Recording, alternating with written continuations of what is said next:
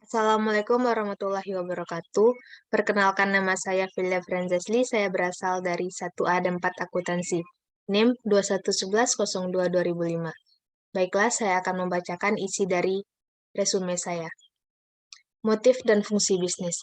Bisnis adalah kegiatan yang dilakukan oleh individu dan organisasi yang menciptakan nilai melalui produk, barang, dan jasa untuk memperoleh keuntungan dan memenuhi kebutuhan masyarakat. Keputusan untuk membuat sebuah bisnis yaitu: 1. Mengidentifikasi masalah, 2. Mengumpulkan informasi, 3. Membuat prediksi untuk masa depan, 4. Mengambil keputusan dari beberapa alternatif, 5. Mengimplementasikan keputusan, evaluasi, dan belajar. A. Tujuan bisnis.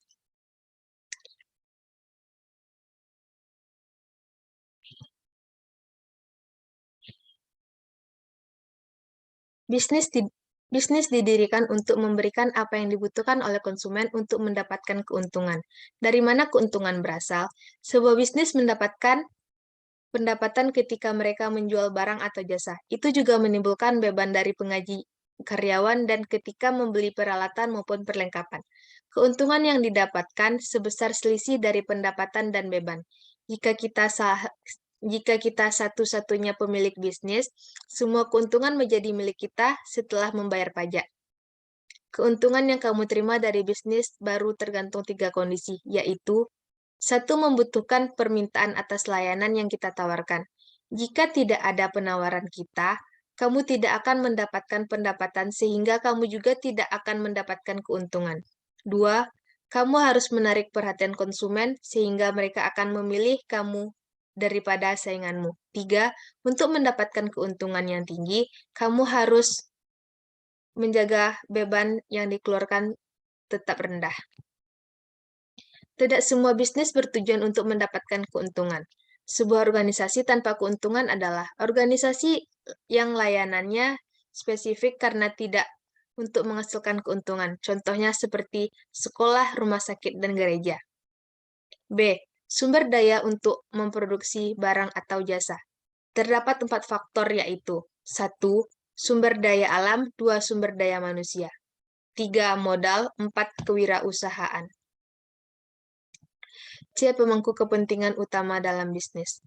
Pemangku kepentingan utama dalam bisnis disebut juga dengan orang yang memiliki kepentingan atau saham dalam bisnis. 5 jenis pemangku kepentingan yang terlibat dalam bisnis yaitu: 1.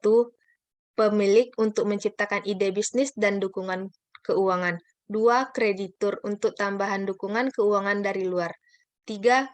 Para karyawan untuk memproduksi barang dan jasa. 4. Pemasok untuk menyediakan bahan yang dibutuhkan untuk memproduksi. 5. Pelanggan untuk memberi atau memakai barang dan jasa yang dihasilkan. D. Lingkungan bisnis. 1. Lingkungan sosial, yang mencakup demografi dan preferensi konsumen. 2. Lingkungan industri, mewakili kondisi di dalam industri perusahaan di mana perusahaan terpapar.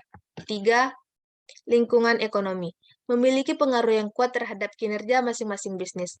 4. Lingkungan global, dapat mempengaruhi semua perusahaan secara langsung atau tidak langsung. E. Jenis kunci keputusan bisnis.